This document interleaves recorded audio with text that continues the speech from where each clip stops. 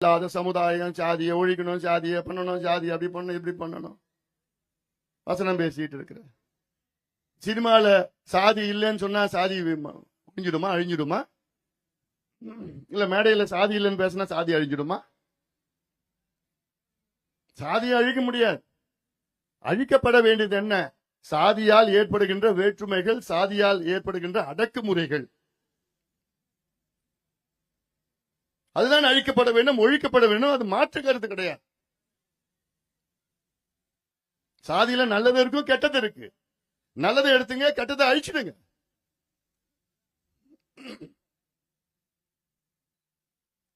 இல்ல சாதி பேர் எடுத்துட்டா சாதி முடிஞ்சிட்டு போயிடுமா? சாதி அழிஞ்சிடுமா?